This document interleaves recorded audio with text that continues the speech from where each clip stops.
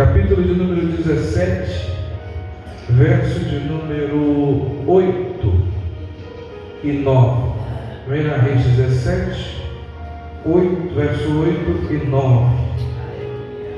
Se vocês, meus irmãos, puderem colocar um pouco mais aqui de retorno esse microfone, uma benção.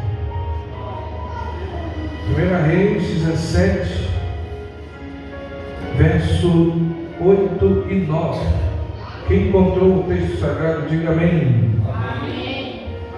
Diz assim: então veio a ele a palavra do Senhor, dizendo: levanta-te e vai a Serepta, que é de Sidom, e habita ali. E eis que eu ordenei ali uma mulher viúva que te sustente. Tome seu assento, por favor. Antes de pregar, eu quero deixar um aviso. Amanhã haverá ensaio para os irmãos, mas a irmã Camila pediu para avisar que não vai haver ensaio para as irmãs amanhã. Tá bom? Amanhã não vai haver ensaio para as irmãs. E a irmã Suelen pediu a ela permissão para fazer, nesses 2 sábados que faltam para a festa das crianças, uma consagração com elas. Então, no sábado, 7h30, é isso? Ou é 8 horas? Às 8 da manhã, vai haver consagração para as crianças. Todas as crianças aqui. Nesse sábado e no próximo. Então, não vai haver consagração para as irmãs nesse sábado e no próximo, tá bom? Que foi cedido para as crianças. Às 8 horas da manhã. Elas vão estar se consagrando aqui e jejuando e orando, e foi até uma coisa boa que eu não sei quem teve a ideia, se foi você, foi a Stephanie. Muito boa a ideia de consagrar-se, né? Quando eu era criança, a gente tinha era todo sábado, 6h30 da manhã. Ficava irritado com a minha mãe, que ela me levantava às 6 horas. Era o único dia que eu tinha para dormir até mais tarde, era sábado. E ela me botava na cama para ir para a consagração.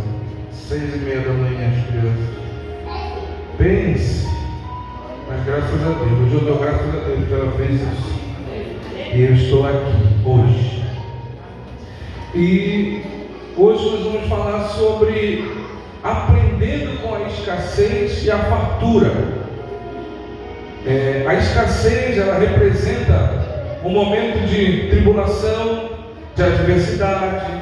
Para alguns é o dia mau, né? Oposição de alguma situação na nossa vida. E contrário a isso, a fartura, né? A fartura representa a vitória, representa a bênção, e a gente pode tirar ensinos muito bons para o momento da escassez e o momento da fartura. Então eu quero falar hoje sobre esse assunto, aprendendo com a escassez e a fartura. Lembre-se que o ser humano é um ser inteligente e ele precisa aprender. Em qualquer situação da vida dele, ele precisa ter conhecimento de causa e aprender. Tem gente que não aprende na fartura, ele só vai aprender na escassez. Em contrapartida, tem gente que não aprende na escassez, vai aprender na fartura. Geralmente quem passou fome, quando tem muita comida na sua casa e o filho ou o neto ou alguém joga a comida fora, ele lembra do que ele passou e diz: não faça isso, que eu passei fome e eu sei que é um desperdício, você vai ter um pecado. Não sei se alguém já passou por isso aqui. A minha avó mesmo, quando a gente ia para a casa dela, se algum neto fizesse isso, levava a lambada dela. Não tinha conversa, porque ela passou muita fome. Então, o ser humano, ele precisa aprender com a escassez e precisa aprender também nos tempos de fartura. Ele precisa aprender no tempo da tribulação, da adversidade, do dia mau, mas também ele aprende com a vitória, com a bênção, com o livramento, com a fartura. Então, na escassez, muitas vezes Deus nos leva ao encontro de pessoas que enfrentam maiores desafios do que os nossos. Então, antes de entrar nesse assunto, nós vamos saber por que Deus nos leva ao encontro de pessoas que enfrentam problemas maiores que os nossos. Isso acontece, como acontece conosco. Você está passando um problema e Deus coloca alguém perto de você que está enfrentando um problema pior do que o seu. Alguém já passou por isso aqui? Levante a mão para eu ver. Pois é, existe um porquê disso. Então nós vamos falar pelo menos 3 ou 4 pontos desse. Por que isso acontece? Isaías capítulo 55, verso de número 8 e 9. O irmão Fernando Júnior, o presbítero Sérgio, vão ler aqui junto conosco. Pode pegar esse microfone aqui. Isaías 55, verso 8 e 9. Por que isso acontece? Isaías capítulo 55, versículo 8 e 9. Porque os meus pensamentos não são os vossos pensamentos, nem os vossos caminhos os meus caminhos, diz o Senhor. Porque assim como os céus são mais altos do que a terra, assim são meus caminhos mais altos do que os vossos caminhos, e os meus pensamentos mais altos do que os vossos pensamentos. O primeiro motivo que acontece isso é justamente o que diz aqui, que os nossos caminhos não são os caminhos do Senhor, que os nossos pensamentos não são os pensamentos do Senhor. Quantas vezes, irmão Rosemiro, você está no meio de uma adversidade tremenda e Deus envia alguém precisando, necessitando para você ajudar, e às vezes você pode pensar como eu, às vezes penso, hoje aconteceu isso de novo. Eu estava na fila, entrando na padaria para comprar o pão, e estava só com R$5 no bolso, para comprar os pãezinhos para merendar amanhã de manhã e de tarde. E um rapaz, terrivelmente, uma situação terrível, olhou para mim e disse: o senhor não tem nada aí para me ajudar a comprar um pão, alguma coisa? Eu olhei para aquele homem e perguntei: meu Deus, eu estou numa situação difícil, vou ajudar esse irmão aí ainda? Aí na hora eu peguei os R$5 e disse para a mulher: irmã Dani, passa uma manteiga no pão, frite um ovo, dê um café para esse irmão aí, toma aqui o dinheiro. Ela disse: mas é R$8. Pois é, então eu dou 5, tu dás o resto de oferta, dá R$3 de oferta para a vida dele, vamos ajudá-lo. Por que acontece isso? Porque os pensamentos do Senhor não são os mesmos dos nossos. O nosso pensamento é querer bens para nós mesmos, só para nós, sempre para nós. Mas o Senhor Deus nos desafia a, no meio de uma adversidade, saber ajudar o outro. Por quê? O caminho dele não é o nosso caminho, o pensamento dele não é o nosso pensamento, e nós devemos ficar com o que ele quer que a gente faça, por mais que desafie os nossos próprios meios e o nosso próprio conforto. Isaías 42, verso 8, está lá, segundo motivo, segundo porquê, né? Volta um pouquinho aí na sua Bíblia, Isaías 42, verso de número 8. O presbítero Sérgio vai. Isaías 42, verso 8. Eu sou o Senhor, este é o meu nome, a minha glória, pois a outro não darei, nem o meu louvor, as imagens de escultura. Deus não divide sua glória com ninguém. Esse é outro porquê. Quando Deus envia o profeta Elias para uma viúva, ele poderia ter enviado para uma pessoa rica, não podia? Fernando Júnior, irmão Rosemiro, irmão Sérgio, irmão Moisés, não poderia? Ou não poderia? Vai na casa da mulher mais rica daquela cidade, que ela vai te sustentar. Sim ou não? Mas aí a glória não seria de Deus, seria da mulher, seria do dinheiro. Então às vezes Deus nos coloca com maior dificuldade do que nós, para que a glória dele se manifeste. Ele disse: vai na casa de uma viúva que não tinha nada, estava já esperando a morte chegar, para que a glória dele se manifeste através da nossa vida.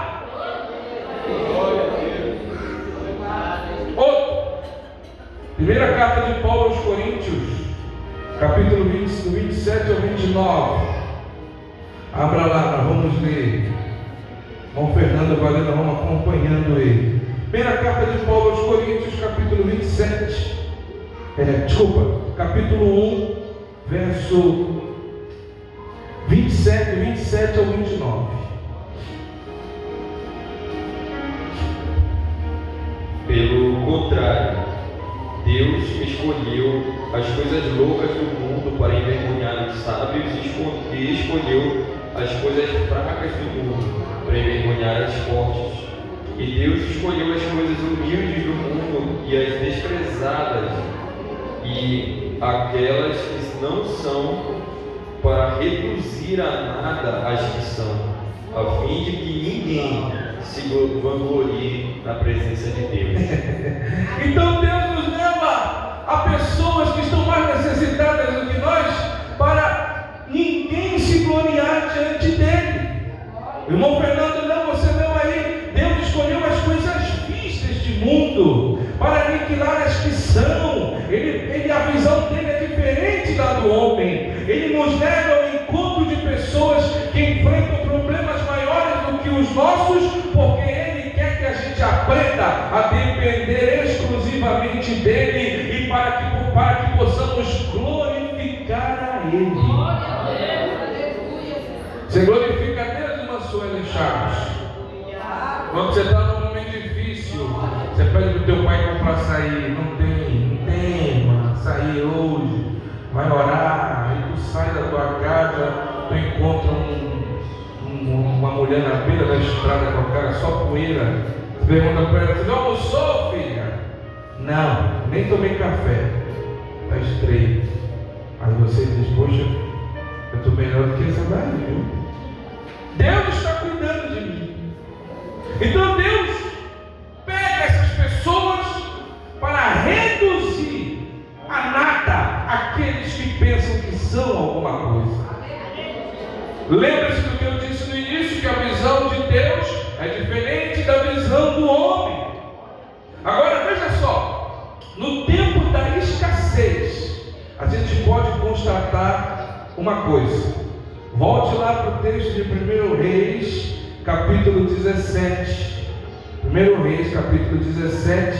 Nós vamos constatar aqui algumas coisas analisando esse texto.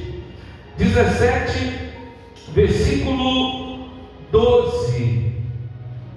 Versículo 12, na parte A.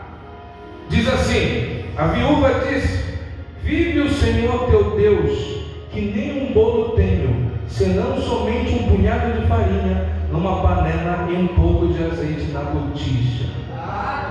No tempo de escassez a gente aprende, a gente constata que não temos o suficiente nem para nós e nem para os outros. Mas olha lá, preste atenção. Entretanto, a gente vai observar que nesse texto essa viúva agiu com honestidade, dizendo a verdade. Então a primeira coisa que a gente constata e aprende é que no tempo da adversidade a gente não tem nem para nós e nem para os outros. Agora vamos seguir adiante. Porém, sempre temos algo para dar para alguém. Volte lá alguns versículos do capítulo 17. Vamos ler o verso 10. No verso 10 diz assim: então ele se levantou e se foi a Sarepta, e chegando à porta da cidade, eis que estava ali uma mulher viúva, apanhando lenha, e ele a chamou e disse: traze-me, peço-te, numa vasilha um pouco de água que beba. Olha só, a mulher não tinha nada, mas no tempo da adversidade a gente sempre tem alguma coisa para dar para alguém. O profeta não tinha água para beber, mas a viúva tinha e ofereceu a ele. Quando ele pediu, ela deu. Nós devemos agir como os cristãos em tempo de escassez, pensando que nada temos para oferecer, mas alguma coisa a gente tem. Talvez não tenha o filé mignon, mas tem um saco de farinha para fazer um chibé. Toma aí. E a água aqui nesse tempo, Rosemiro, era que nem a farinha alguns anos atrás. Difícil. Era tempo de escassez, de prova, de luta, de miséria.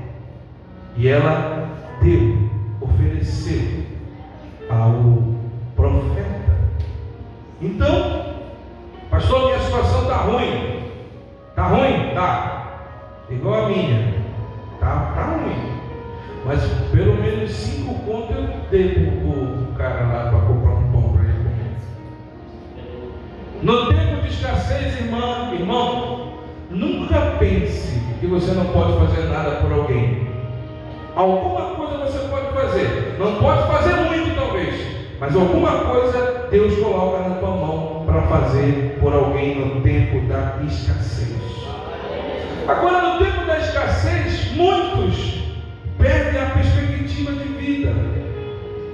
Ainda no capítulo 17, no verso 12, na parte B, a viúva disse assim, ela fala para o profeta: e vês aqui que eu apanhei 2 cavacos e vou preparar para mim e para meu filho, para que comamos e morramos. Observa que nesse outro fragmento desse versículo, que a viúva e o seu filho enfrentam extrema dificuldade, não tinham comida necessária para a sua sobrevivência, e isso lhes tirou a esperança. A viúva estava dizendo assim: Fernando, eu vou fazer esse negócio aqui, eu e meu filho, nós vamos comer e vamos esperar a morte chegar. No tempo da escassez, muitos perdem a perspectiva de vida. No tempo da escassez, somos dominados pelo medo. Eu não sei se alguém já passou isso que eu vou falar aqui. Pastor, eu já passei e posso dizer. Um pai de família, por exemplo, que tem os filhos para dar de comida, ele não tem de onde tirar o dinheiro. O que acontece com ele? O medo quer dominá-lo. Não é verdade? É a responsabilidade do pai. Tem uma conta para te pagar, se tu não for caloteiro, tu não dorme direito, não é verdade? Tem que pagar o fornecedor, tem que pagar essa conta, tem que pagar a conta de luz. Meu Deus, como é que vai ser? Eu não tenho de onde tirar. No tempo da escassez, a gente vai constatar que muitos são dominados pelo medo. Agora, no verso 3 do capítulo 17, Fernando Júnior, leia 13, do capítulo 17, do verso 13. Olha só o que o irmão diz. Elias lhe disse: não temas, vai e faz o que dissestes, mas primeiro faze dele para mim um bolo pequeno e traze-mo aqui fora. Depois farás para ti mesma e para o teu filho.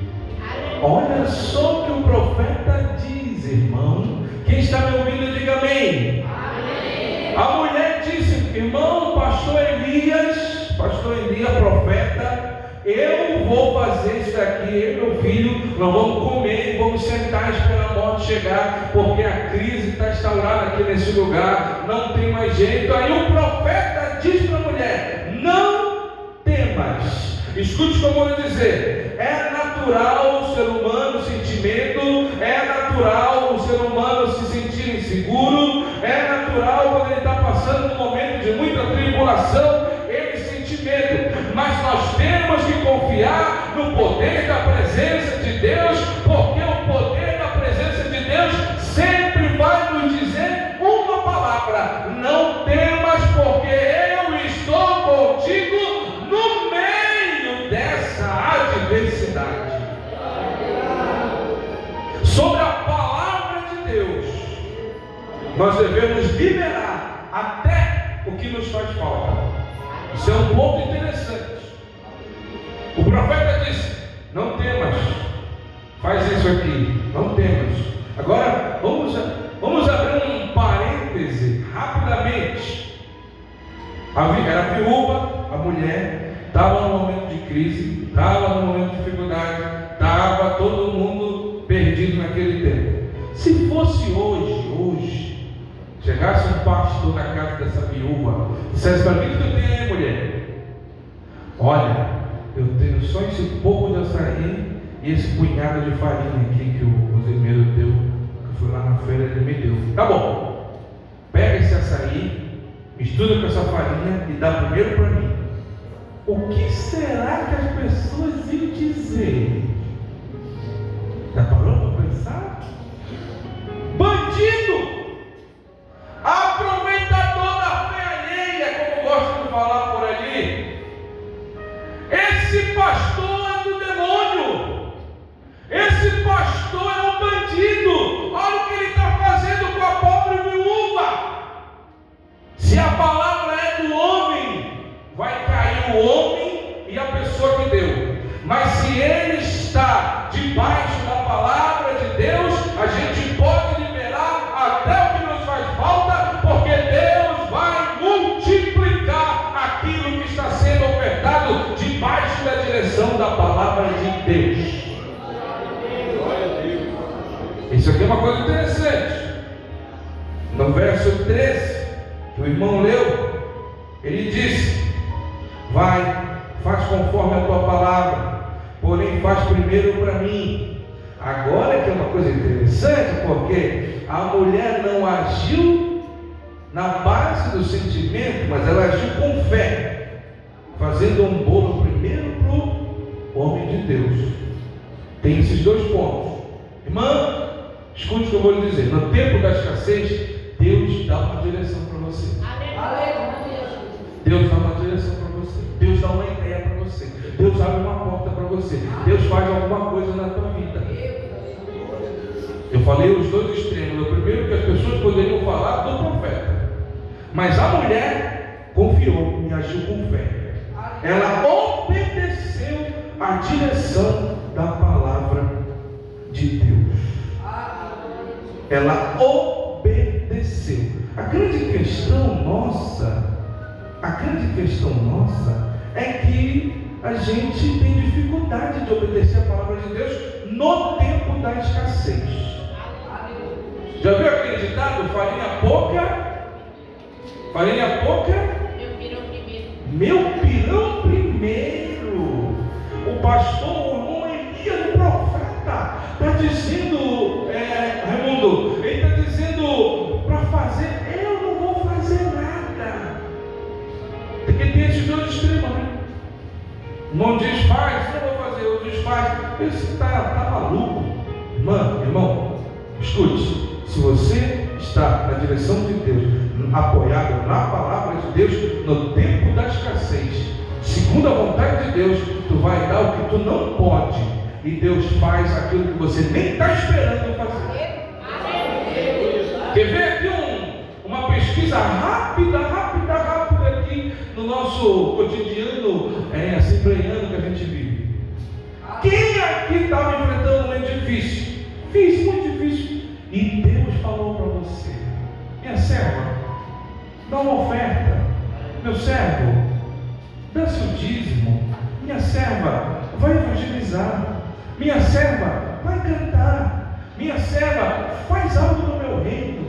E tu fizestes, oferecendo aquilo que tu não podias. E quando tu menos esperou, aconteceu um milagre que você não estava esperando. Alguém tem essa experiência para contar aqui? Já passou por isso aqui? Alguém? Pois é, eu também. Já aconteceu. Agora, eu quero abrir outro parênteses, que tem muitos pastores que gostam de pregar isso aqui só por causa do dinheiro, né? Irmão, é o dinheiro. Pode ser que seja o dinheiro um dia, mas pode ser também a evangelização, pode ser também o cântico, pode ser também a pregação. Algo que Deus quer que tu faça na direção dele. Não te preocupa. Para passar para outro ponto, quem está me ouvindo, diga amém. Amém. Eu ouvi essa experiência com o irmão Francisco lá no Conjunto Maguari. O irmão Francisco era dono da padaria, da panificadora Maguari, ficava na avenida principal, número 117, todo domingo, depois da escola dominical, eu tinha que tomar café lá na casa dele, era muito bom. Só que ele era português, sabe que português gosta muito de dinheiro, é difícil fazer negócio com português. E ele não fechava a padaria dele no domingo para ir para a escola dominical, não fechava. Aí um belo dia ele teve um sonho, apareceu um personagem todo vestido de branco para ele e dizia para ele assim: Francisco, fecha no domingo, que de segunda a sábado eu vou multiplicar o teu rendimento, o teu dinheiro, aliás. Ele falou para a mulher dele, Margarete, eu tive um sonho assim. A Margarete falou para ele: Francisco, fecha a padaria no domingo de manhã. Sabe o que ele disse, irmão Sérgio? Eu não. Domingo é o dia que eu mais ganho dinheiro na padaria. Não posso. É o dia que eu vou perder muito dinheiro. E aí, no mês seguinte, aquilo começou a se intensificar na vida dele. Eu vi esse testemunho, eu estava lá na igreja, eu era jovem, sentava no banco do jovem, eu vi ele contando esse testemunho. E aquilo começou a perturbar a cabeça dele, aquilo começou a se intensificar ainda mais na cabeça dele. Até que um belo dia, num culto de sexta-feira, que era um culto de doutrina lá em Belém, ele disse, pediu oportunidade, ele disse: quero avisar para os irmãos que a partir desse domingo eu vou fechar minha padaria e vou vir para a escola dominical. Eu vou para a escola dominical. Os meus funcionários já disseram que eu estou ficando louco. A minha gerente já disse que eu estou ficando maluco. Mas eu vou obedecer o que Deus está falando. Irmão, irmãos, o dia que você for em Belém do Pará, lá no Conjunto Maguari, procure a panificadora. Procure a panificadora Maguari, você vai ver, é a panificadora mais bonita daquela região, porque Deus fez exatamente o que disse que iria fazer na vida do irmão Francisco. Deus multiplicou de segunda a sábado o que ele ganhava em 3 meses, ele ganhou em 1 mês e meio. Faz essa conta aí, faz essa conta aí, Fernando Júnior, tu que trabalha com venda, o que tu faz em 3 meses, ele fez em 1 mês e meio. Será que ele não estava ganhando dinheiro, o homem? E depois ele contou o testemunho na escola dominical. Ele disse: se eu soubesse, eu teria feito isso antes, não teria brigado com Deus. Então, irmão, no tempo da escassez, Deus te dá uma direção. Deus deu uma direção para o profeta. Deus passou para o profeta deu para a viúva não titubeou, e Deus multiplicou aquilo que ela tinha. Você conhece o final da história? Deus multiplicou. Eu quero perguntar para você que está aqui nessa noite de terça-feira: quem aqui até o final do ano quer ver Deus multiplicando algo na sua vida? Alguém? Sim ou não? Sim. Obedeça o que Deus quer que você faça, porque Ele pode fazer infinitamente mais do que nós estamos pensando. Agora, no tempo da fartura, a gente aprende coisa também. No tempo da fartura, a gente aprende que é Deus que nos faz prosperar. Olha só que texto interessante. Atos dos Apóstolos, capítulo 17. Atos dos Apóstolos 17, verso 25 e 28. Do verso 25 ao 28. Abra sua Bíblia e vamos ler esse texto que o irmão Paulo falou. Quem vai ler? O Fernando Júnior? Pode ler, Fernando. Atos 17, 25. Nem é servido por mãos humanas, como se de alguma coisa precisasse. Pois Ele mesmo é quem a todos dá vida, respiração e tudo mais. De uma só vez, de uma só fez toda a raça humana para habitar sobre toda a face da terra, havendo fixado os tempos previamente previamente estabelecidos e os limites da sua habitação, para buscarem a Deus, se porventura, tateando, o possam achar, bem que não está longe de cada um de nós, pois dele vivemos e nos movemos e existimos, como alguns dos vossos poetas têm dito, porque dele também somos geração. Outro irmão Sérgio, procura Salmo 104, do verso 27 ao 29. Mas escute só o que o irmão Paulo está dizendo. O irmão Paulo está dizendo que por ele nós vivemos, nos movemos e existimos. Escute só, no tempo da fartura, não se afasta de Deus. No tempo da fartura, tenha consciência de que foi Deus que te fez prosperar, porque você vive por Ele, se move por Ele e existe por Ele. Você conhece alguém que quando estava ruim, mais quebrado que arroz de terceira, todo humildezinho, sabe, todo dava amor. Ele começou a prosperar.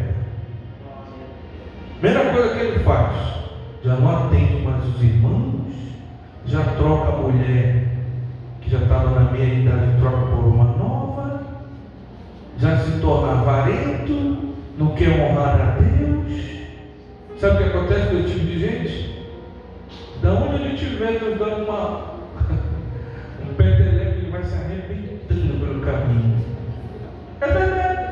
Você já viu isso acontecer? Por quê? Porque no tempo da fartura, o ser humano é tentado a esquecer que foi Deus que fez ele prosperar. Então eu quero dizer já para você que está aqui, vai chegar um tempo de fartura na tua vida. Vai chegar um tempo de prosperidade na tua vida. Mas esse tempo de prosperidade não é para você entender que você é o cara ou é o rei da cocada preta. Não. Quando o tempo da fartura chegar, aprenda a dizer que eu estou vivo por causa dele, eu me movo por causa dele, eu existo por causa dele, o que ele fez foi me prosperar, a mão dele me guiou e eu estou aqui porque ele me permitiu. Bendito seja o nome do Senhor. Agora que eu vou ser mais crente, vou ser mais humilde, porque tudo que está comigo veio da mão dele. Quantos concordam? Podem levantar as mãos e glorificar o Senhor, porque tudo é dele, tudo depende dele e tudo é para ele. Porque, aí o texto que o Sérgio vai ler, Salmo 104, verso 27 e 19, vamos ler juntos. Todos esperam de ti, lhes dei o seu sustento em tempo oportuno. Pode continuar, até o 29. Dando-lhe tudo, eles o recolhem, abres a tua mão e enches-se de bens. Escondes o teu rosto e ficam perturbados. Se lhes tirarem a respiração, morrem, voltam ao próprio pó. Quer continuar? 29, sim. Deus nos sustenta. Repita comigo a palavra: Deus nos sustenta. No tempo da fartura, eu também aprendo que é Deus que me sustenta. No tempo da fartura, é Deus que me sustenta também. Por quê? Porque as bênçãos acontecem de forma progressiva.